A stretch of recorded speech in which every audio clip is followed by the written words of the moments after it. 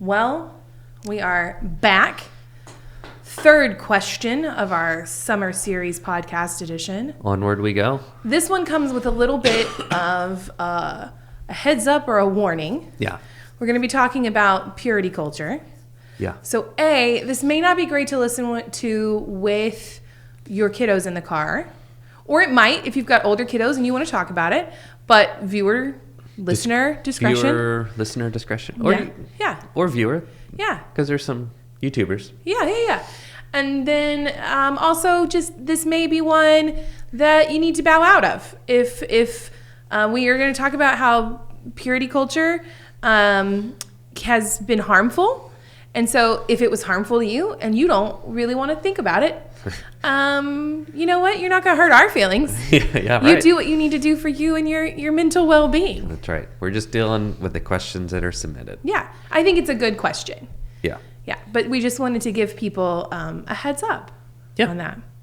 Okay. So speaking of that, before we dive in, I thought a great place to start would be, what is one of the weirdest things that stands out to you now about purity culture in your youth group in the 90s, early 2000s? Yep.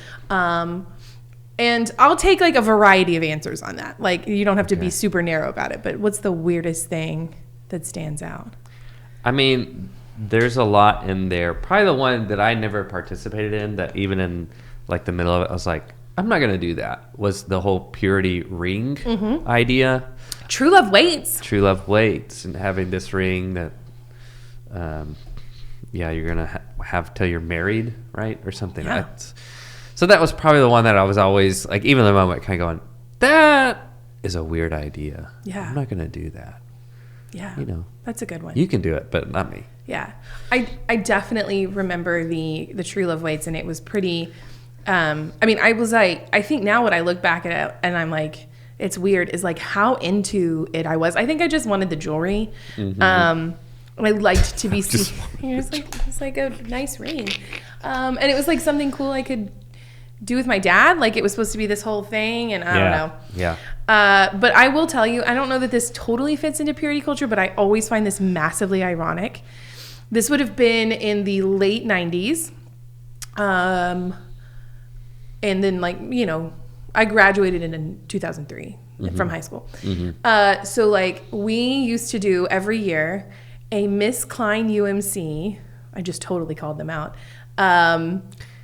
beauty pageant, except it was the guys. Oh, yeah. And so it was basically a drag show, but nobody used that word. And one time, and my father still thinks this is hilarious, one of the kids, because they would give themselves like a stage name, like a drag queen. Yes. And his stage name was Christmas Present. And nobody thought that was inappropriate. I want you to know something. Okay. I won that in my youth group. Oh, my God. On our 6th grade middle school ski trip. Our relationship just changed. And I was runner-up. Actually, I was Miss Congeniality. Oh. That's what I was. I was Miss Congeniality in our equivalent of UM Army. We called LMP, Local Mission Project. We had a Miss Mission contest. On a mission trip. Yeah. That's amazing. And I was Miss Congeniality. That's another level. Like, we just did this on a Sunday night. My name was Ivanka something. Natch. Ivanka Pump You Up. Can we just say how far we... Oh my God. The fact that was commonplace in youth groups, no one thought anything of it. There was a guy. No, it was good practice. There was a guy. There was a volunteer who was a 90-year-old, and he dressed up. He was in the contest. It was like, I have so many thoughts. Our world today versus early 2000s youth group is so dramatically different. I've got to lay down and process. It was just fun. It was like we're just having fun. But yeah, today that if you're listening and that just really gave you a lot of shock value. You're welcome. You're welcome, I guess. Know. I'm sorry. Whichever I want one. you to know that's just the culture we grew up in. And if you have no idea what we're talking about, don't worry. We're going to get more into it, and also maybe buckle up. Yeah. I don't know. It gets weirder. That's not the weirdest. Yeah. I feel like I'm having oh man, I feel like I just said something I'm going to have to retract at some point, but it's out there. In fact, it exists. My now father-in-law, the first picture he saw of me, was at this Miss Mission thing, and apparently for a while I was known to Hannah's dad as Glitter Lips. So, I won over my father-in-law eventually. Like, literally, I feel that we've made an error. And we've started with the best material. Like, how can we get... What else is there to say? Here? That's it, folks. See you next week. Like, that was excellent. Oh, Glitter Lips. Oh, man. Sorry, can I keep going? Yes. This is my friend. So many things. So then in youth group, my friend had this alternate... His name was Jacob McConnell. He doesn't care me saying this. I don't think he listens either. But whatever. He'll never know. But he had an alternate person called Paige McConnell, who he dressed up as a girl, but he did everything in the voice of Arnold Schwarzenegger. And so he would do like promo videos. All these were all internal. These weren't like shared. Then we worked at a summer camp where we were judges, and he did it as a judge. Paige McConnell. Do you hang out with Jacob now? Like, do you know him still? Yeah, Jacob and I talk every week on the phone. So, okay. Every week. Was this? I have a lot of questions. I would like to talk to Jacob, please. Oh, he would love to tell you about it. I would like to. All right. Well, maybe that's next week. Yeah. A guest visit. Yeah. All right. Well, let's get somehow, if we can, even more into this. Holy cannoli.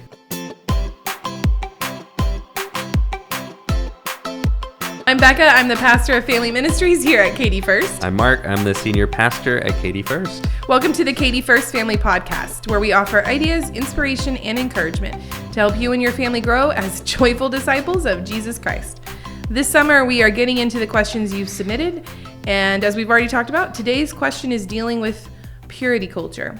It says, so many youth groups in the South are all about promoting purity culture, which has damaging effects. How does KDFUMC differ in their approach focus with youth? So I think, if you haven't already picked it up, we should talk about what is purity culture. What do we mean by purity culture? Mm-hmm. So it is a set of beliefs and practices that emphasize sexual abstinence before marriage and often associate a person's worth with their sexual behavior, especially for women. It emerged in the 1990s within evangelical Christianity and promotes strict adherence to traditional gender roles and discouraging romantic attachments not leading to marriage. That's like a really brief, when it says it started in evangelical, that's maybe true, but definitely it was mainstream. Oh, yeah. I mean, like, it was everywhere. Mainstream. Everybody, even like what might have in the 90s passed as like being progressive. We were all doing it. We were all doing purity culture. Yeah. Because I would not call the UMC evangelical, not in the way that we would talk about it now. Not in the way that it's used today. Yeah. Yeah. And this was something that we all were it was just everywhere. If you were a kid in a youth group in the 90s, you got this. Yeah. In some form or way. Yes. And I think it's important to say, like, it talks about sexual abstinence. That's not necessarily the part in and of itself that was damaging. Right. Abstinence as an idea is not in and of itself damaging. It was really all of the stuff around it. Yeah. And specifically the things that were so harmful that taught us about like self-worth. Mm-hmm. I remember there were so many analogies for if you had sex outside of marriage, like especially if you had sex before marriage. So not like you were married and then, because obviously if you got married, you were not getting divorced. But like, I remember there was the cup. So like nobody there'd be like a cup and then they'd like crumple it. Nobody wants that. Or it could be compared to like styrofoam versus like fine china. And it kind of goes to like I think all of that stuff came to like the one that everybody knows, the expression everybody knows that nobody buys the cow if they can get the milk for free. Have you heard that? No, I have not. That's like heard a common. That. That's just like a Southern saying. I mean, it is purity culture, but I mean, I think it's way older than that. Yeah. I'm trying to think what else. We definitely did like the thing where you would have like the heart, like the paper heart, and you'd pull off pieces. And that was like not even about what kind of physical relationship you had, but if you just gave yourself too emotionally to somebody who you weren't married to. So you better hurry up and get married was, I mean, what ended up being the gist, right? Is if you were in love, even if that was 16, you shouldn't wait too long because you wouldn't want to give too much of your heart, never mind your body, away. Yeah, I can remember, well, I know Hannah's told me of some of like a smashed flower. Mm-hmm. I can remember some examples of like you try to glue some pieces of paper together and then you rip it apart. Oh, okay. And then it's like, look, you're basically damaged goods at that point. Mm-hmm.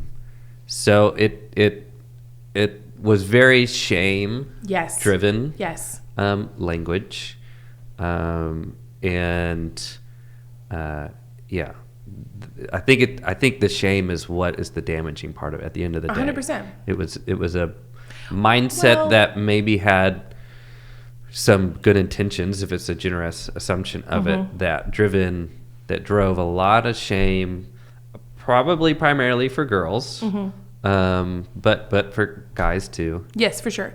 And that is what has probably had the longest term impact that you can't let go. Yeah. That so many continue to struggle with that grew up in that mindset. And there's different better ways to talk about it.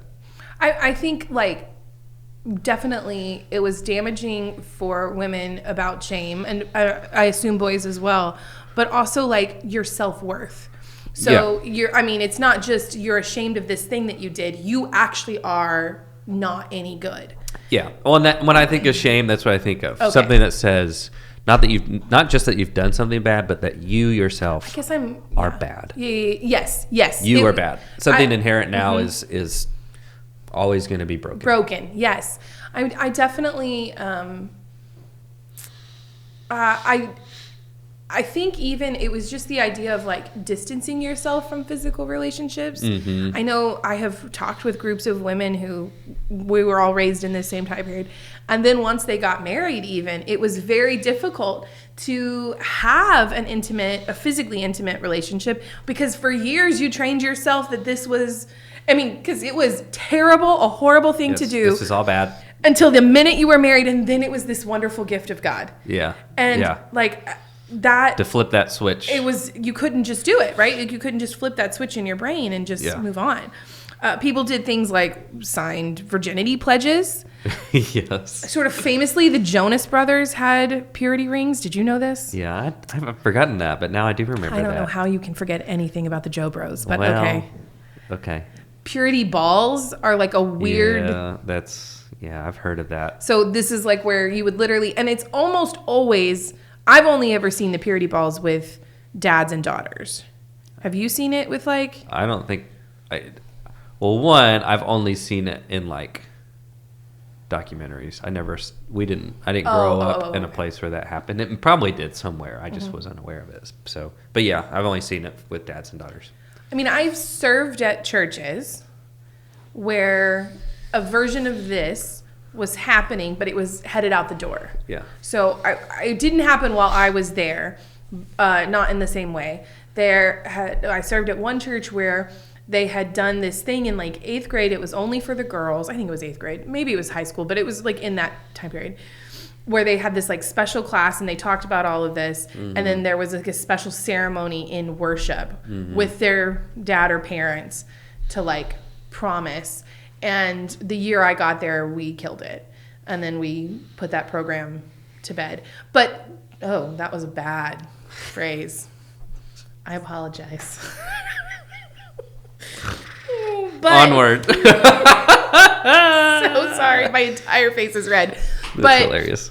On the reverse side of that, they also had a program at that same church called Empower. And it was taught by a doctor and... his wife, and they talked about the whole scope of human sexuality, and it was basically like a health class. Yeah. But one that like celebrated that as being a part of God's gift, right? Like Yeah. intention for people. God Yeah. made you Yeah. with all of these things, and you need to know about all of these things so you can be healthy and safe. Yeah. And it was definitely, it was such a weird juxtaposition that these two things were happening at the same time. Yeah. Part of purity culture too, this is my favorite one. Sorry, am I talking too much? Okay. No. Did you hear about or even read I Kissed Dating Goodbye? I heard about it. I did not read it. Okay. I think we should do an entire podcast of like the weird Christian books from this period of time and whether or not we read them. I read it, probably at least one of the like central text, I think, of purity culture for at least guys, but I did not read. What was it? What did you read? Do you remember? It's called Every Young Man's Battle. Oh, I've never heard of that, but Yeah. I'm just not a young man, so Yeah. So guess I didn't have that battle. I heard about this book, and I heard about how he retracted Yes. all that he did. But So Joshua Harris, I Kissed Dating Goodbye. I'm looking at the thing I printed it off. I don't have this memorized. 1997. Wrote this book about how people should be courting, not dating. And courting should be a very intentional and frankly short-lived period of time of getting to know each other with the intention of getting married. yeah, Does that jive with what you remember? that concept Yes. is familiar Okay. to me. So then in 2010, that's math. I don't know. What is that, 20 years? When would they come out? 97. 2010? 13 years? Okay, great. Thank you. I didn't even try. I made zero effort. I'm not doing that today. And 2010 is what it says. He came out and actually retracted that and apologized. And wait, I looked this up. There's more to that. In 2017, he gave a TED Talk saying his greatest regret about the book was him transferring his fears into the book. Yeah. He said, I had a fear of messing up, fear of getting our heart broken, fear of hurting somebody else, fear of sex. There are clear things and statements in Scripture about our sexuality being expressed within the covenant of marriage, but that doesn't mean that dating is somehow wrong or a certain way of dating is the only way to do things. And in 2019, he was part of a documentary called I Survived, I Kissed Dating Goodbye. That's in 2018, I'm sorry. And he no longer identifies as a Christian. This is tough. I mean, here's this like poster guy. And I'm not saying this to slam him at all, because I don't. I think this is a genuine thing. I just think But that this is so emblematic of the culture. Yep. And it was such a staple book that Yep. you can't talk about this without that. Yeah, 100%. I mean, this was sort of the totem for how this works is you must guard your physical self. Yeah. And your self-worth was really tied to that. Yeah. And your faith, which like, so there's like shame and then there's God shame. Mm-hmm. And it's another level. Yeah. And we used it. We all did. Yeah. And I remember too as like a young youth director, having opinions that I know were deeply rooted in my own upbringing. Yeah. And I hope I didn't do any damage. Yeah. But I definitely don't do things the same way now. Yeah. Yeah. No, I mean, I same. Yeah. For sure. So the question was, how is Katy First differing in our approach and focus with youth? So I think a big way is, or at least the one that immediately jumps to my mind because it's the one I regret the most from when I first started in youth ministry, is we don't have a dress code. I will say things like, you should wear what you feel comfortable in and can do the activity in. Yeah. Right? But I'm not out here policing what people put on their bodies. Yeah. Because clothes are a part of like expression, self-expression, and honestly, a lot of the ways in which we will police somebody's clothes have more to do with us than with them. And so I definitely like, if somebody is, I remember just as a kid, if your shorts were too short, you were causing a problem for somebody else. Yeah. Well, it turns out that your, for lack of a better term, impure thoughts, your sexualization of another human being is your issue. Because, to be fair, you can do that no matter what they're wearing. Yeah. And so that's been a big change for me, is like, and I think it's something that's important here. And we'll have parents ask me, do they need a one piece? Yeah. No, just, Yeah. whatever you feel comfortable in. Hey, but no, we're going to play volleyball, right? Like, I may give them that heads up. Like, no, we're going to do this, just because it does matter how you dress for an activity. Yeah. But for your comfort, not for. Yeah. And I would say, what's interesting with all this, like, all this stuff is rooted in Scripture. Mm-hmm. Like all these concepts. Mm-hmm. Like even the idea of not causing someone else to stumble. Yeah. Jesus said stuff like that. Yeah, 100%. Right? So like all this stuff, it is how you utilize, and to a degree how Scriptures were armored for control. Yes. And particularly, as we already said, that did not use and understand the Scriptures in a way that was empowering or was built on trust, but was built on control and shame. Mm-hmm. And sometimes that's hard. You have to mess up and realize, so like even this scripture right here, or even that concept. Yes. That's rooted in an idea that Jesus really wanted us to think, hey, your actions might impact someone else, so don't be so selfish. Yeah. And when you armor that up into this particular conversation, it did create a cycle of shame that often was a projection from someone else, enforcing that power on someone, and wasn't helpful. And there's better ways to have those conversations built in trust and empowerment as opposed to power and shame. I mean, it took Christian ideas. Yes. And tried to then, through, I'm going to say patriarchy or other harmful systems, those would come in, overlay, and shift what should have been a good thing. Yeah. And a community building thing. Right. Into something, like you're saying, that was used to wield power or to do harm. Yes. Yeah. Yeah. Some other things I think, I do want to say one other thing about dress code. It's not just like that clothes might be too short or too revealing.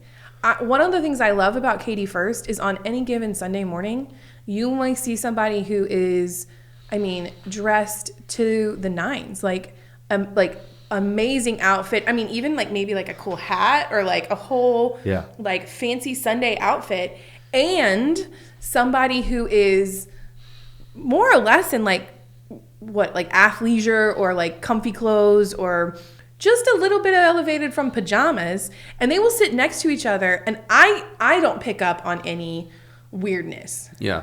Right. We can't, it's hard. People go, what should we wear if we're going to visit? Whatever you want, because people wear whatever they want. Yeah. There is no there's no sense of a dress code on Sunday morning either. And I think that's great. Yeah. And that doesn't seem like it's tied, but I do think, because I think another thing that we do in Katy First that I think is different than purity culture, and also just a really intentional choice, is that we try to look at people as whole people and not just their behavior or their sexuality or their gender or their anything. All the ways that you can pull people apart into types or stereotypes. We try really hard, whether that's in youth group or the church at large, to not do that. We want to be fully holistic in the way that we approach people and actually get to know them as people. Yeah. Yeah. That's a big part of it. Absolutely. I try to think of some other things. One of the things I love about our youth group in general is I think it feels like a really safe place. Yeah. Not because we always get it right, but because we trust one another to, if we got it wrong, we'll talk to each other. Yeah. That there's a sense of like, maybe so-and-so said something or I felt a way, but that doesn't mean I have to stop coming. Yeah. I can say something to somebody and there's enough trust there that it's still a safe place. Well, and I think that's, sometimes you can take one topic, pull it out, and you see how it's connected to everything. Mm-hmm. And I think this is an example of that because, we had Meredith Miller. Yeah. Was it last year or 2 years ago? 2 years ago. And Meredith she's a great voice in not having your kids raised up in this sort of moral therapeutic deism or obedience training, but rather helping kids come to trust in God. Mm-hmm. I think that concept applies here. 100%. Because yes, it is easier to control, or at least think that you can control by rules and shame. Yeah. It is much harder to instill and build what's it like for us to trust and respect one another. Doesn't mean you throw out rules. There's still a place for that. But when you take the mindset of my work is how to create a safe place built in trust and respect. Yeah. It's just a different paradigm. Yeah, it is. Getting at what again, in a generous, probably overly generous assumption, what purity culture maybe wanted to do at its best and proved to fail at it. Mm-hmm. There's other ways that we can say, no, we can create safe spaces that don't have to police all this, that don't have to make these conversations just crazy harmful. Mm-hmm. Anyway, I just wanted to... No, I think that's so good. In what you're saying of like to create this space. Yeah. That you pull that back because that's true. Like that goes into a larger part of spiritual formation and parenting our kids and the like extremely hard work that some of us has to kind of like maybe even unlearn of it is hard, but it is better in the long run. Mm-hmm. Can we build a faith and even a personhood that is grounded in this kind of trust and respect? Because at the end of the day, that's actually what you want. You want a kid that trusts one another and is very respectful to people. Not like in a shy, obedient kind of, but like genuinely people who trust and see other people's humanness in all of it. And I think that's what we're trying to do in our youth group and in any space in this church, right? To create that kind of environment. Yeah. No, I think that's good. It's such a good way to put that. I think we're doing student leadership team applications right now, and I was looking through, and one of the questions on that application is, what is it you like about youth group? And one of the answers that this person gave that I had lots of feelings about was, this is my second family. And I was like, because you don't always get along with your family. You don't love every family activity or every family gathering. And yet there's something that holds you together that is greater than just these small things. And I think one of the ways in which we are, like exactly what you're saying, very different, is that you don't have to behave a certain way to be loved and included. You don't have to look a certain way, behave a certain way, believe a certain way to be fully wanted here. Even when that's difficult. I mean, it is sometimes difficult for us to mesh, whether that's the youth group or the congregation. There's there's hardship tension in it. But we have all agreed that it is better to sit in the hard stuff together than to choose to be separate because of the mutual love that we have. Well, and I think that, again, it goes back to a difference between what we're talking about here. In purity culture, it made promises it could not deliver. 100%. I mean, I remember growing up being told, if you are abstinent until marriage, then you're going to be in marriage, and you're going to have this wonderful, great life, and everything's going to be perfect. And then you get into real life, and we all know it's way more messy and complicated than that. And then when it's hard, you go, wait a minute, I was promised this. And now I'm resentful. Now this is an issue of faith. I may abandon the whole thing. because it got all tangled up. So a better world is an environment in trust and respect that recognizes already, in reality, this is messy. And the day you turn 18 or the day you're married, it's not all fixed and changed. No, absolutely not. No. And we all know that. I just think, of course, gender and sexuality is just a topic that most people don't want to talk about anyway. They're terrified of it and don't know how to talk about it.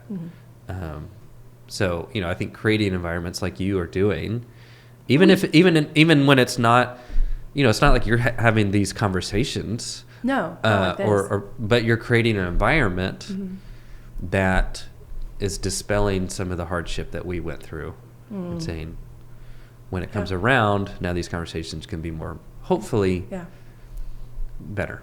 I think it's something we're all doing. Like, it's such an intentional choice, I think, at Katy First that started maybe not with, like, definitely not, I would say, with the youth group in mind, or even with, like, purity culture in mind. Right. It was something else way over here, but it creates this, like, I mean, anyway, I don't want to just keep saying how awesome we are.